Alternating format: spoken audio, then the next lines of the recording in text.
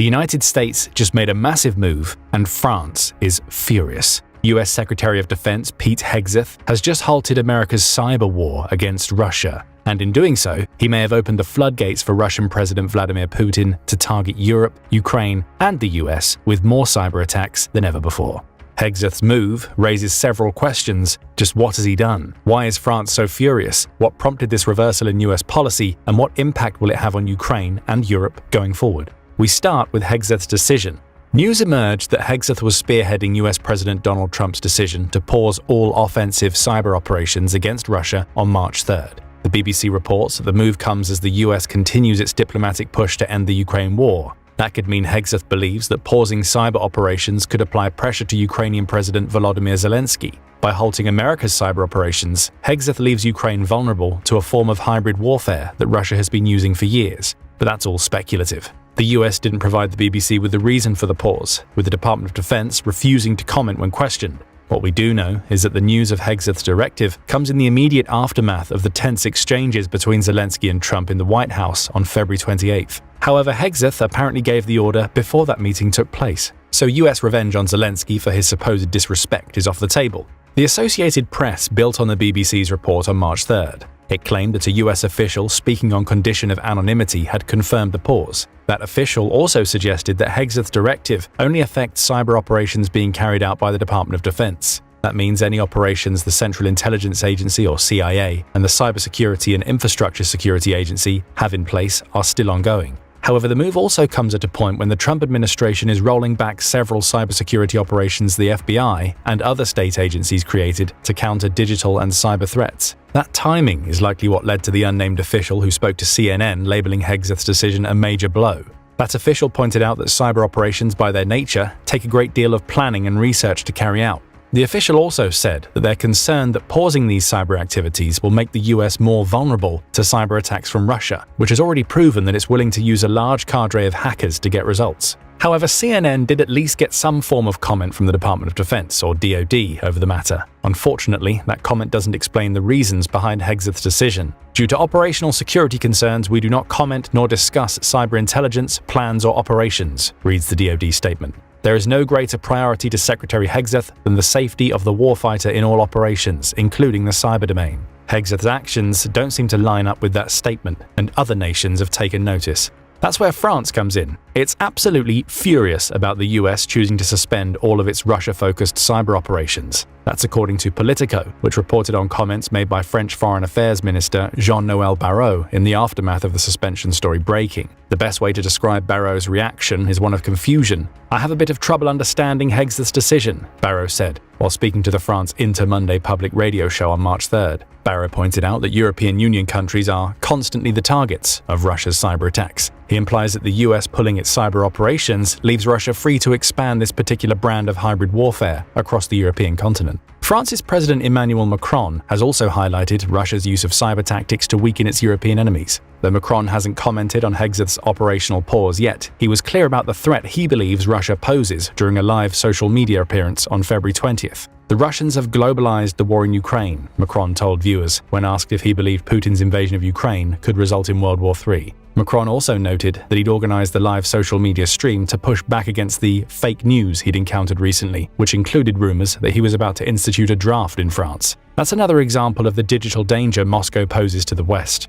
"Russia is attacking us on information, cyber," Macron said during his stream. He believes Russia uses these tactics to destabilize our democracies. To Macron and Barrot, Hegseth's decision to suspend US cyber operations simply opens the door for Putin to go all in on these destabilization efforts. And they're not the only ones who are upset with Hegseth. Several people in the US are baffled by Hegseth's decisions, including Democratic Minority Leader Chuck Schumer. In a statement published on March 2nd, Schumer ripped into the Trump administration. He claimed that Trump is so desperate to earn the affection of a thug like Vladimir Putin, he appears to be giving him a free pass as Russia continues to launch cyber operations and ransomware attacks against critical American infrastructure, threatening our economic and national security. Schumer went on to call Hegseth's decision, which hit most news outlets the day after he released his statement, a critical strategic mistake. Schumer may be right. Which leads us to the obvious question: why has Hegseth suspended America's cyber operations against Russia? It's a huge question, and France wants to know the answer. After all, cyber warfare is traditionally cheaper to carry out than sending a military force into a country. It's also a tactic the US can use covertly to spy on Russia and cause issues within the country, in addition to being a strategy that carries a low risk of direct military retaliation. Those benefits apply to Russia too, which can use cyber operations to steal competitive secrets from American companies and obtain sensitive military information. Cyber attacks can even disrupt supply chains and energy supplies, turning the internet into a battlefield. And with the rise of artificial intelligence, particularly generative AI, that makes it easier for nations to spread convincing propaganda, the cyber problem is only going to get bigger. Except that doesn't seem to be the way Hegseth sees it. According to The Guardian, our first answer for why Hegseth paused America's Russian cyber operations is that the US no longer sees Russia as a threat in that domain. On March 1st, the British news outlet reported that the Trump administration, both publicly and privately, doesn't believe that Russia presents a real threat to America's national security. Hints of this turnaround in US intelligence assessments came the week before when Deputy Assistant Secretary for International Cybersecurity at the US State Department, Liesl France, spoke to United Nations Working Group in Cybersecurity. She named China and Iran as nations that concerned the US with their cyber attacks, notably leaving Russia out of the conversation. France also made no mention of the Lockbit ransomware group. Based in Russia, Lockbit has previously been identified by the US as the world's most prolific ransomware group. The organization has even created a ransomware as a service model that allows other hacking groups to license the software they use in return for a portion of their ransom profits. James Lewis, who's a cybersecurity expert who used to work for the Center for Strategic and International Studies, was flabbergasted by France's purposeful omission. It's incomprehensible to give a speech about threats in cyberspace and not mention Russia, and it's delusional to think that this will turn Russia and the FSB, Russia's national security agency, into our friends, Lewis said. That friends comment provides a hint toward another reason why Hegseth made his decision, which we'll get to soon. Russia hates the US, Lewis added, and is still mad about losing the Cold War. Pretending otherwise won't change this. The US was also an outlier at the UN conference. Countries' Western allies, including speakers from the European nation and the UK, focused their talking points on the threat Russia poses. The UK also highlighted that Russia has used malicious cyber attacks against Ukraine for the entirety of Putin's invasion. The evidence seems to support Lewis's statements and those European speakers. According to the UK National Cybersecurity Centre, or NSCS, Russia conducted a Europe-wide cyber attack just an hour before Putin's forces marched into Ukraine. That attack was launched against Viasat, which is a commercial internet service provider based in the US. Though the NCSS notes that the Ukrainian military was Russia's primary target in Russia's cyber attack, it also impacted personal and commercial internet users in Europe, along with several Central European wind farms. But what about more recently? The Center for Strategic and International Studies, or CSIS, has a useful timeline that showcases just how extensive Russia's cyber operations have been since 2006. In January 2025 alone, Russia carried out 3 major attacks. One included the use of spear phishing, which is a personalized form of cyber attack designed to convince individuals to discuss sensitive information that targeted Kazakh diplomatic entities. That attack also saw Russia embed malicious code into a document outlining an agreement between Germany and several Central Asian countries. Another January 2025 Russian cyber attack targeted Italy's government websites, supposedly as a response to Italian Prime Minister Giorgia Meloni's meeting with Zelensky that month. Plus, CSIS says that Russian cyber attacks against Ukraine rocketed up by 70% in 2024, with a total of 4,315 incidents being recorded. Those incidents include Russia targeting Ukrainian infrastructure, energy services, and its defense sector. For instance, December 20th, 2024 saw Russia carry out a mass cyber attack against Ukraine's state registries, which contain personal information about Ukraine's citizens. So it's very clear that Russia is extremely active on the cyber warfare front. However, you may also have noticed that none of these reported attacks, at least in January 2025, involved the United States. Perhaps that's why Hegseth believes Russia poses no cyber threat to the United States anymore. The majority of its attacks seem to be focused on Ukraine and European countries, including France and Italy. America's pausing of cyber operations may be part of a wider message that the Trump administration has delivered to Europe for the past several months. It's time for Europe to defend itself. The most recent example of that message came on March 7th. Speaking to reporters in the Oval Office, Donald Trump again accused America's NATO allies of not paying enough to fund their own defense. It's common sense, right? Claimed Trump. If they don't pay, I'm not going to defend them. No, I'm not going to defend them. Trump also claimed that Europe's collective higher spending over the last few years, which has resulted in 23 of NATO's 32 member nations hitting the organization's target of spending 2% of their GDP on defense, wasn't enough. They should be paying more, Trump said. Trump also questioned whether America's NATO allies would come to the country's defense if it was ever under attack. "Do you think they're going to come and protect us?" Trump asked reporters. "They're supposed to. I'm not so sure."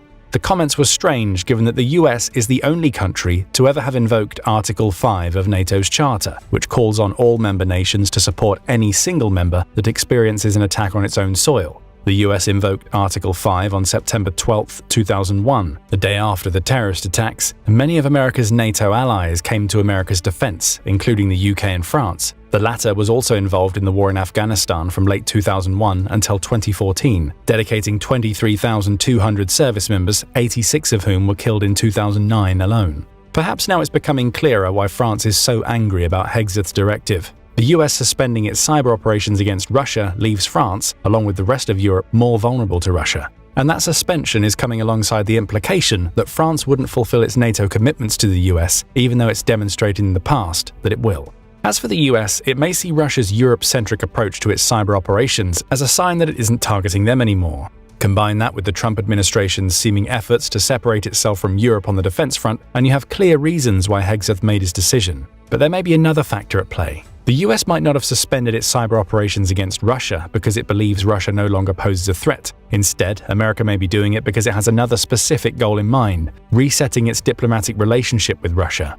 We saw hints of this in mid-February 2025 when Trump and Putin sent delegates to Saudi Arabia for a meeting. Though that meeting primarily covered achieving some sort of peace in the Ukraine war, the two sides also turned their attention to economic opportunities. Politico reports that the two countries also talked about possible cooperation on future energy projects. Russian direct investment fund leader Kirill Dmitriev, who was present in Saudi Arabia, said that the economic conversation was more of a general discussion, maybe joint projects in the Arctic. We specifically discussed the Arctic. The Atlantic Council also suggests that the Trump administration is looking to reset its relationship with Russia. It notes that Trump began his second tenure as US president with a peace through strength message. He suggested tougher sanctions against Russia and seemed to support Ukraine's approach to future peace talks. February saw Trump conduct an about-face on that policy, starting with a meeting in Saudi Arabia. Since that meeting, Trump has labeled Zelensky as a dictator and taken part in an explosive meeting with Ukraine's president at the White House. Trump's Russian outreach has so far been marked by complimentary language, expressions of trust, and talk of new economic opportunities, claims the Atlantic Council.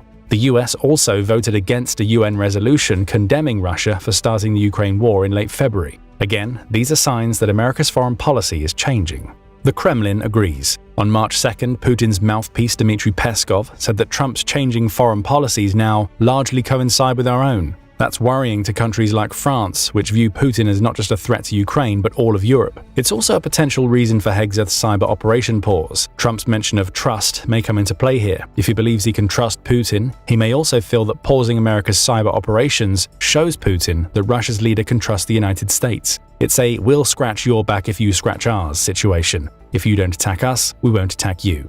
Contrast this approach to the one France takes. It condemned Russia in the previously mentioned UN resolution. It has also dealt with Russian cyber attacks as recently as December 2024, when Russian hackers targeted the official websites of several French cities. Macron also labeled Putin as a threat to France and Europe, at a time when the US seems to be taking the opposite stance. No wonder France slammed the US for its decision to halt its Russian cyber operations. It believes it's watching one of its closest allies transform in front of its eyes. We also can't ignore the impact that Hegseth's decision may have, both in the US and in Ukraine. Domestically, it's not yet clear how far-reaching Hegseth's directive may be. If it applies solely to what the record calls digital warriors focused on Russia, the suspension will affect hundreds of the American government's cybersecurity professionals. This includes personnel from the Cyber National Mission Force, which has 2,000 members, and the Cyber Mission Force. Collectively, those groups account for 5,800 personnel, most taken from the US military, with about a quarter of them being focused on Russia. That amounts to 1,450 cyber operations experts who may either be out of a job or forced to direct their efforts toward other countries.